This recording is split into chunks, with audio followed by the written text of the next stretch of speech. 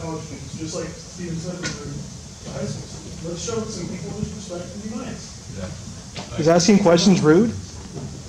No. And I will We say, just yes, would like I to know did the provenance folks- of this event. What, excuse me? I would just like to know what's the story of this event? Whose event is it now? Is it Mr. Terminello's and Mr. Bachman's? Is it the college young D's, young R's? I mean, Is this an event or about Fayetteville? Is it about I don't know. Fayetteville? So why don't you let the candidates speak? I'd just like to know what we're at. Did you come to hear? I can't find out stuff. Then listen. You Came to an We'll event find that was out. canceled. You have a problem with that? I don't just think understand. that, you know- Can I read a statement regarding the cancellation, moderators? No, not right now. I don't Let's give moderators the Okay, I apologize if those hurt feelings. We as college students, this had been arranged by College Republican, so they still had the official ability to come and have this room. We as people on both sides of the aisle, mind, I ask you, I will say, as a student in agriculture college, I did know someone that was working on a campaign and was asked, because they knew I was someone that was, number one, voting in a different election, and was not participating in this election because I'm registered to vote in a different city. And they knew that I would be a Democrat. They wanted to make sure it was an unbiased form, or at least balanced form, between a college Republican and a college Democrat moderating this event. We wanted to make sure that we still got to have this opportunity because people were invited. And I'm sorry if that's a problem for folks, but we wanted to make sure we can have civil discussions in democracy, and that's what we as young students are trying to promote. So Thank you very Thank much. we can come through with this, and please listen to the candidates for the questions that we have, that were already prepared by those students that did put some work in on this. Then we will open it up to substantive issues, questions at the end.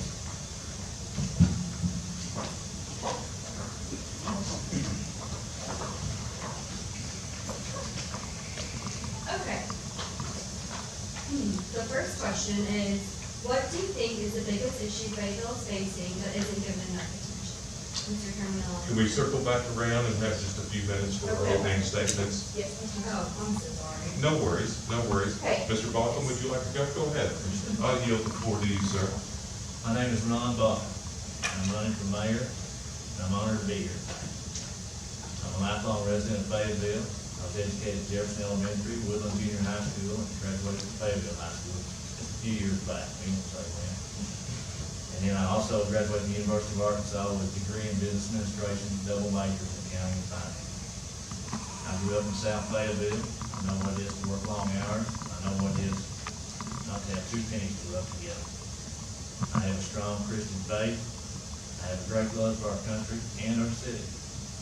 I believe that everyone should be part of the whole community, not just certain areas or towns should benefit from our fine resources.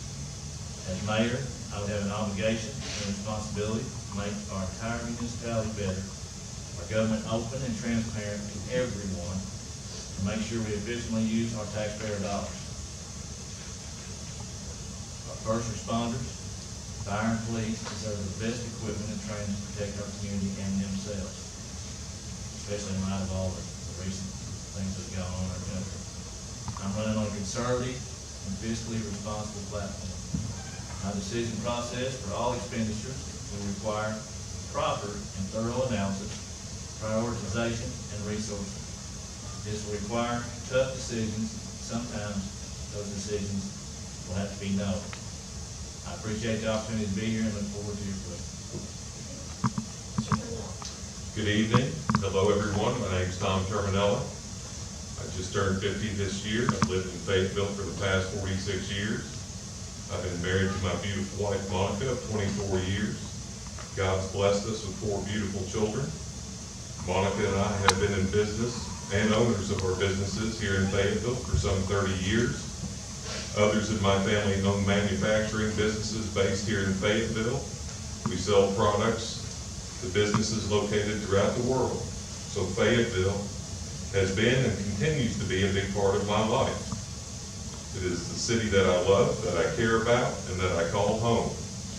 In recent years, I and many people I know have been disturbed by the hostile attitude often shown by the city leaders and administrative staff towards Fayetteville business community. The attitude has caused many businesses previously located in Fayetteville to leave our city and go north. I also know of several businesses who in the past chose not to locate here in Fayetteville because of the unfriendly attitude shown by City Hall towards business and growth in general. I believe this attitude must be replaced with pro-business, pro-resident attitude that says we will do everything in our power to get you to locate in our city, and after you're here, we will do everything to help you succeed, so you never have a reason to leave. I believe this change in attitude must start at the very top, Fayetteville's leadership, which is why I'm running for the office of mayor. I have confidence that with right leadership, right attitude together, we can put Fayetteville back on the path to tremendous growth and prosperity in the future.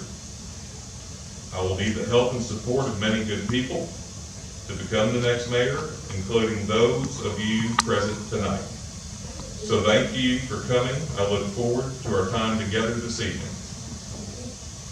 Is there anyone that would like to give a 2-minute opening statement on behalf of Mayor Jordan? Okay. We will now proceed with the questions that were prepared by these students from Fayetteville High School for this event. We will, again, have each candidate will have 3 minutes to respond and then have a chance for a 2-minute rebuttal.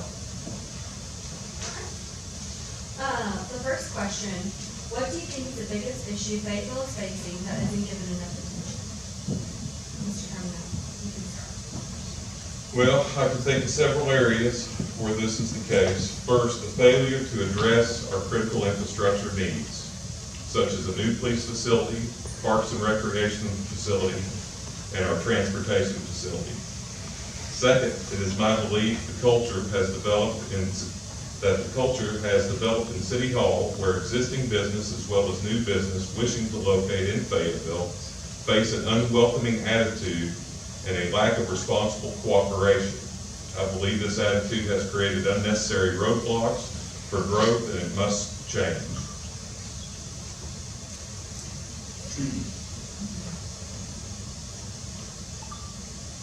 I'd just like to add that I think that the biggest thing is the resource availability for project management.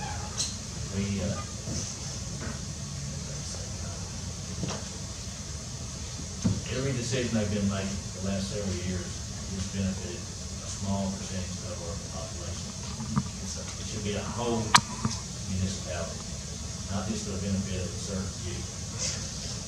We've had so many problems, just like Tom said. We've got infrastructure needs. We've got safety needs. I just feel like we have to do better and proper analysis, which I think for the past few years has not been done. Good examples, that big park out there, the safety issues out there. They said that, well, in phase 2 and 3, they're going to address the entrance and exits out there. It's awful. If there's an emergency out there, somebody could be seriously hurt, may not even make it to the hospital. You can't get in and out of there. I've experienced it. My grandson's played many a soccer game out there, and they said they were planning on phase 2. They should have done it before phase 1. That's just one example I can think of. Would anyone like a chance to rebuttal? No, I'm in agreement. It's a boondoggle. It's a poor example of poor leadership, poor infrastructure, poor planning. Why we pay $1 million to an outside firm to plan the park? It's just a poor example of $14 million of taxpayers' resources, and I'm embarrassed for the city, to be honest with you. On to the second question. What are your plans to ensure our citizens' safety as mayor? We will now alternate to. Well, we have to do a complete assessment of the current needs of first responders, police, and fire. We need to get with them and ask exactly what they need. I agree that the police station, it's so outdated. We need better facilities there. But we've got to look at the cities that have done it right. Like New York City has the best police force in the country. We need to look at their examples. We need to look at the other places that have failed. And we've got to ensure their safety, plus all of our citizens. We've got to have proper training, proper equipment. That's it. I think the best word that captures it is negligent supervision over the taxpayers' dollars. Construction of a new police facility for Fayetteville, #1 priority. A 2004 study pointed to the need of a 66,000 square foot facility versus what we're operating in today, which is 24,000 feet. Today, 12 years later, nothing has been done, and every day the need grows and grows. Acquire and install a new citywide communication system that has the latest technology. Acquire several much-needed crime-fighting and life safety equipment items for our public servants. All of these items are identified in the city's list of unfunded projects, some $50 million worth of unfunded projects. The reason that these items have not already been addressed seems very clear to me. Our current administration does not see them as a priority. On the other hand, I feel public safety for our community is #1. I do see as priorities items for our citizens and for our public servants. As mayor, I promise to do everything within my power to give these items the priority they deserve. Mr. Parker, in rebuttal? I agree. Safety should be #1 for all of us and for our personnel. Sure that. Mr. Terminal, rebuttal? God forbid we have a shooter situation. We don't even have a tactical vehicle, a bulletproof tactical vehicle in the city of Fayetteville. Here we have this tremendous university, all the corporate companies here, and we'd have to call the National Guard, or I guess we'd have to call our friends in Bentonville to come down and come to the rescue. I think it's real important for the citizens' safety to come first. I have no idea why the last two administrations haven't addressed these issues, but it's negligent supervision over the taxpayers' dollars, and I plan to change it. Okay, on to the next question. Several low-income houses and apartments have been removed on Martin Luther King Boulevard within the historic district. Is the gentrification of downtown Fayetteville a necessary side effect of our town's expansion, or something we should tackle? Mr. Chairman, you can start. Well, if you see the city where downtown areas or historic districts have decayed nearly to the point of no return, it is easy to be in favor of redevelopment of these areas. Areas where urban decay and blight exist almost always become areas with the highest levels of crime and poverty. None of us want that to be the case here in Fayetteville. I'm extremely encouraged by some redevelopment that is occurring in our city. I think this is a good thing, and as mayor, I will encourage even more redevelopment at every opportunity. At the same time, for Fayetteville citizens who are in a lower income category, I will work with our community in every way possible to make their lives better. I already do this by donating a significant amount of time, energy, and money to the Seven Hills Homeless Day Shelter to help improve the lives of homeless people and mentally ill folks living here in our community. So my promise to help lower income people in our city is not an idle promise. I'm already putting my time and my resources and my money where my mouth is to help those who are less fortunate in Fayetteville. As mayor, I will speak out ways and seek out ways to do even more in this regard. Once again, all these decisions require proper analysis. This means the impact on the whole community, individuals, and improvements for the whole municipality. We have been led astray for way too long about how prosperous our city is. There are far too many people that are suffering. We've got 25% of our population live below the poverty status, which is higher than the national average 15%. Our median income is a little over 37,000. Our state is almost 41,000. Yet, you all know that we're 49,050. But yet, we're led to believe that we're such a prosperous community by one publication, national publication. I'm sorry. There are too many people suffering. I know. I live in South Fayetteville. I've seen it for too long. I'm sure it's improving, but there needs to be a lot more improvements. like we said about the infrastructure, there's places down there underneath those roads that's got the red clay pipes that are 50, 60, 70 years old, that never have been replaced. With a $147 million budget, we should have been able to take care of that a long time ago. We did hear that one. Oh, I agree. There's so many things to point your finger at as far as infrastructure. We have inadequate water distribution systems. You know, our Parks and Rec facility is some 900 square feet of a block building down at the transportation yard. Our administrative offices for transportation are in the top of a metal building down there. You know, I mentioned the police station. Here again, without proper law enforcement facilities, that should be the #1 priority of any municipality, is to take care of its citizens and protect them. So, you know, I just embellish what you say. There's a lot of areas that can be improved. It's not just South Bay, we've got all areas. West Fayetteville, absolutely. Our next question, we will start with Mr. Baldwin. How do you plan to protect LGBTQ rights within Fayetteville, especially in reaction to the events in Orlando and North Carolina earlier this year? Once again, to reiterate a little bit of what I said earlier, and what Mr. Terminal said, our job is to protect all of our citizens. We have to look at improving training, and businesses and individual merchants have to look at self-protections. This means cameras, paid police for off-duty time, local patrol. All of our citizens, not just that one group of folks, deserve to have their safety ensured. No amount of legislation, law can change people's hearts who are bent on doing the wrong thing.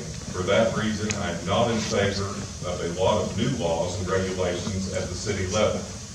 Our federal and state governments have created more than enough laws to protect the rights of all individuals, including LGBTQ community. As mayor, I will enforce the existing laws with my oath the day I take office. Also, I will encourage members of our community with opposing views on any matter to seek out ways to live together in peace, and never resort to violent acts or destruction of property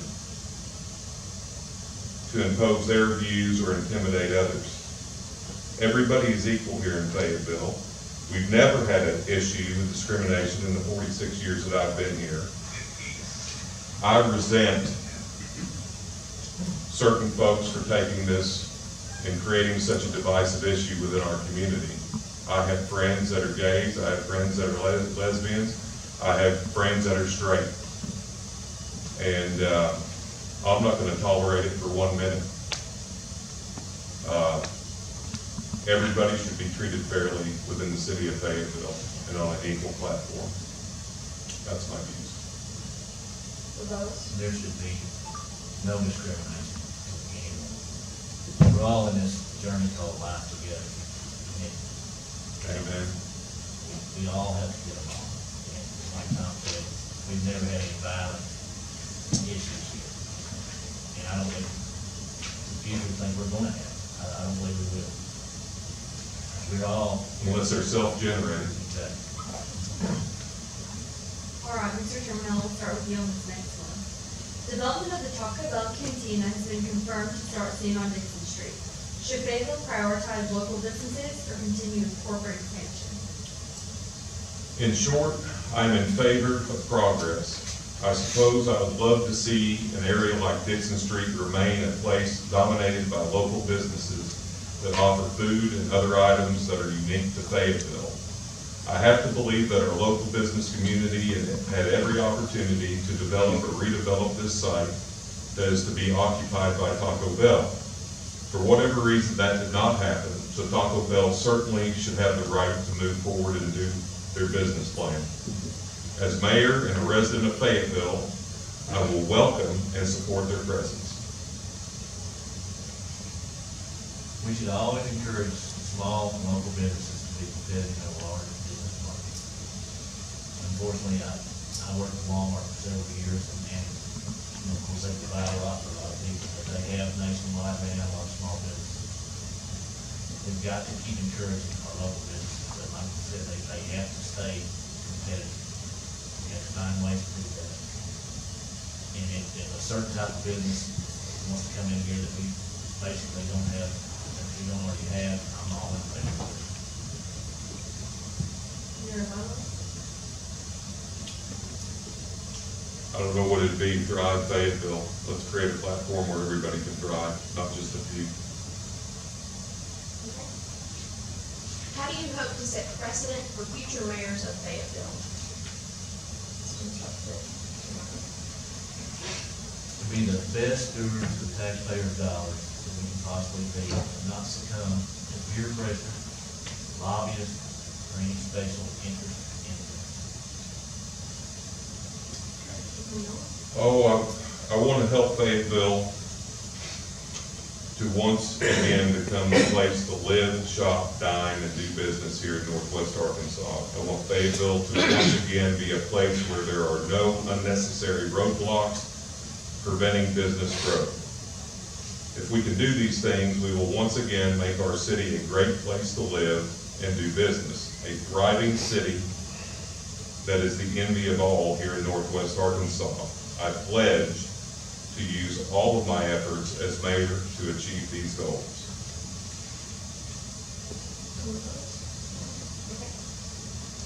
Okay, we're gonna move on to the question and answer portion of the debate.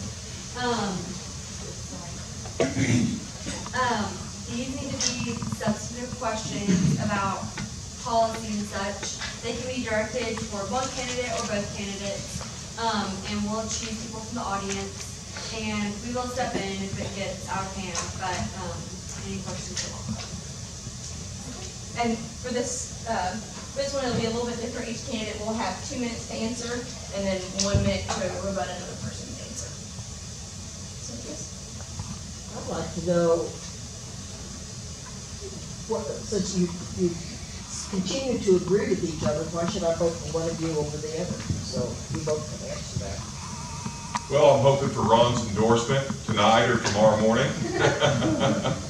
He's a resident of Fayetteville. He went to school with my brother. If you're conservative and you love Fayetteville, I'd appreciate your consideration. And I think, I'm your man. I can't speak for Ron. I think he has a passion and a love for the city. He's obviously been here his whole life. He cares. He's gotten to the point where he wanted to get involved. We've talked about it multiple times. And here again, I'm not going to speak for Ron, but I'm here to lead and provide leadership and provide a way forward for everybody in Fayetteville. And with that, Ron, I'll turn it over. I know you have your own thoughts. I think we both bring some unique characteristics. I appreciate that question. That's a pretty good question. And like I said, we've got the same basic conservative beliefs. And whoever gets elected, we've all got to support them, whether it's us or whether it's still Mr. Jordan.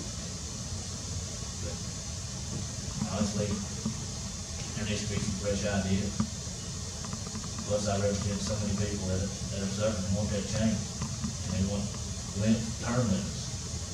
They don't want somebody that's gonna draw a pension in 2 more years, half that salary, coming out of taxpayers' dollars. Absolutely. 16 years is too long. 8 years is good enough for the president. It ought to be good enough for any public servant, period, from here to Washington.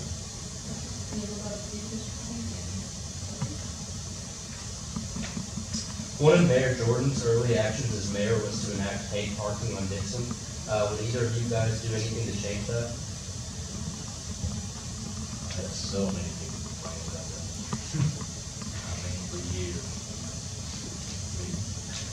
You can't get change out of one thing. I mean, something. Then you get change when you go get your car out of the income. Right, exactly. That's when you get change. Exactly. Yeah, I'll visit you on that topic. We have a paid parking structure that was just built on Spring Street. It costs us $28,818 per slot, double the national average for structured parking, okay? It's sitting empty. The facility is sitting empty, okay? My wife is a merchant of 30 years downtown Fayetteville. Why does the municipality of Fayetteville have to penalize our merchants, our restaurants, and our stakeholders for downtown. We have $126 million worth of annual revenue without the bond issue. Why do we have to penalize our merchants and our businesses downtown? Everybody ought to be able to park on the surface streets for free, okay? If you need to stay longer than 2 or 3 hours, then you need to be in a parking structure, whether it's on Meadow Street or one of the paved lots or our new expensive parking structure on Spring Street. But it's killing merchants, and it's killing our restaurants. And I've heard from multiple folks on Dixon Street that they're dealing with it. But thank God we have our own private lot that accommodates 8 cars. If not, we would have been out of business long before now. Thank you.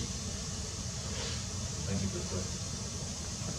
You both complained about how underfunded the police department is and proposed to increase resources for it. Yet, as one of Mr. Terminella's campaign videos, this represents the tax increases that paid for 11 policemen as being unfair and claims that only a few safety employees were hired.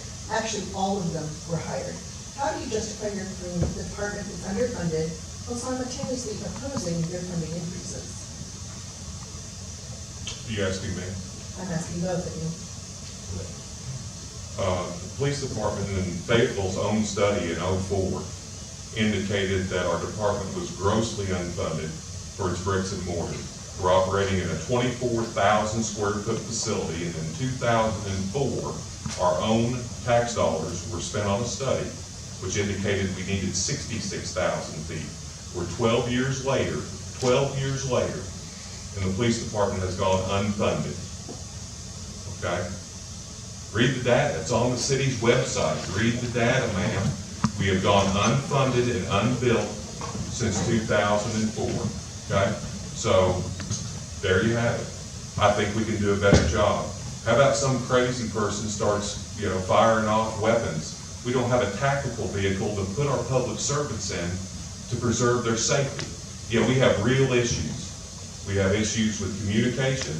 We have issues with facilities.